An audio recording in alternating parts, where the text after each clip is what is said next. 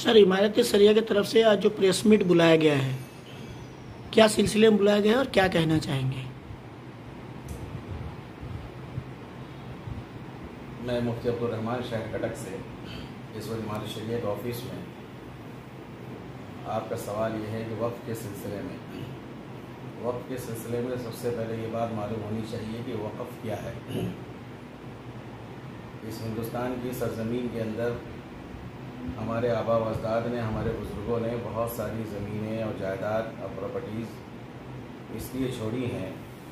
کہ ہندوستان میں بسنے والے مسلمان غریب، یتیم، مسکین، لاچار، مجبور ان کے کام آئے، اور اس زمین سے فائدہ مسلمان اداروں کی شکل میں، اسکول کی شکل میں، مدرسوں کی شکل میں اور دیگر ضرورتوں میں استعمال کریں۔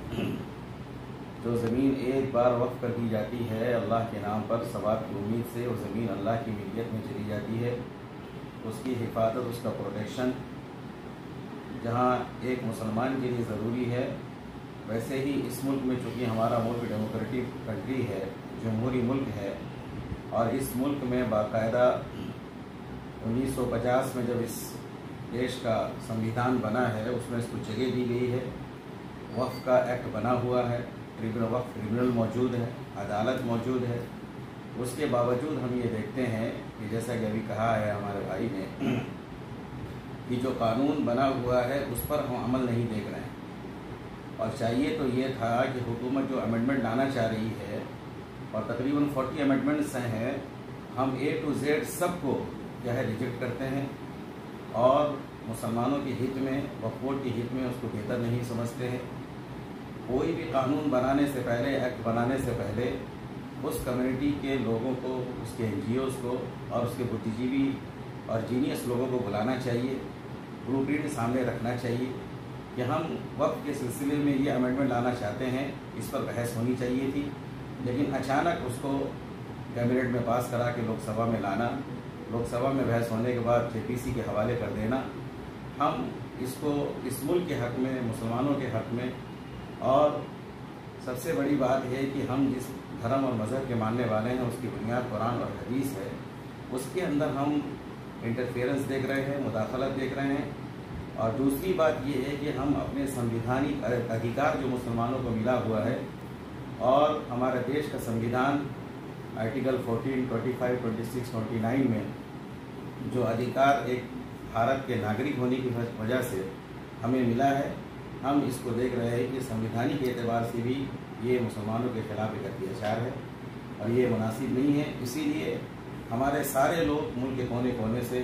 اور بڑی بڑی تنظیموں کے لوگ اس کو وروଧ کر رہے ہیں، اور یہ ایکٹ ختم ہونا چاہیے تو یہ تھا، یہ قانون بناتے کہ ہزاروں ایکڑ ہماری زمینوں پر سرکاری اور غیر سرکاری قبضہ ہے۔ اگر وہ یہ کہتے کہ آپ کی جو زمینیں جنہوں نے چھین لی ہے، وہ زمین ہم آپ کو واپس کرنے کے لیے یہ قانون بناتے ہیں، تو ہم کسی حد تک یہ سوچنے پر مجبور ہوتے کہ ہاں جو کرپشن ہو رہا ہے، جو پرابلم ہے، یہ پرابلم کے سولوشن کے لیے ایکٹ بنایا جا رہا ہے۔ ایسا کچھ نہیں ہے، بلکہ ہم یہ سمجھتے ہیں کہ جو زمین و جائیداد مسلمانوں کے لیے ہے اور ضرورت مند مسلمانوں کے لیے ہے، اس کو چھیننے کی، اس کو ہمارے قبضے سے ہٹانے کی کوشش ہے، اور یہ نہیں ہونی چاہیے۔ بلکہ سرکار صرف ایک اعلان یہ کر دے کہ ہم وقف بورڈ کے خیر خواہ اسی وقت سمجھیں گے کہ جتنی زمینیں سرکاری اور غیر سرکاری اعتبار سے دوسرے لوگوں نے قبضہ کر لیا ہے، چاہے وہ قبضہ کرنے والے مسلم کمیونٹی کے لوگ ہوں یا دوسرے لوگ ہوں، ہم وہ ساری چیزیں کیا ہے وقف بورڈ کے حوالے کریں گے، اور جس دن آفیسروں نے وقف بورڈ میں رہتے ہوئے کرپشن کیا ہے، ہم کیا ہے ان کو کیفر کردار تک پہنچائیں گے۔ ہم یہ سمجھیں گے کہ ہاں آپ جو وقف ایکٹ لا رہے ہیں وہ مسلمان کے سر جیسا ایگریکلچر کا آئین آیا تھا جس کو بولتے تھے بلیک لا، اس ٹائپ کا یہ ایک بلیک لا ہے، جیسا کوڑا آئین بولتے ہیں جس کو؟ نہیں، بلیک لا دیکھیے، ایگریکلچر کا قانون ایک الگ ہے، ایگریکلچر کی الگ چیز ہے، اور وقف کا یہ قانون کیا ہے وہ الگ چیز ہے۔ کہ کسی قانون بنانے سے پہلے ہم بھی یہ چاہتے ہیں کہ وقف بورڈ کے اندر ریفارم ہو، وقف کی پراپرٹی کی حفاظت ہو، اس کا صحیح استعمال ہو، لیکن اس کے لیے جو طریقہ کار اختیار کیا گیا ہے وہ طریقہ صحیح نہیں ہے۔ اس طریقے کو کیا ہے ہم آبجیکشن کرتے ہیں، اور جو اس کے اندر پوائنٹ ڈالا گیا ہے امینڈمنٹ میں، وہ ہمارے بدھ جیوی، ہمارے جو ایڈوکیٹس ہیں، ہمارے ججز ہیں، ہمارے جو بڑے علماء ہیں،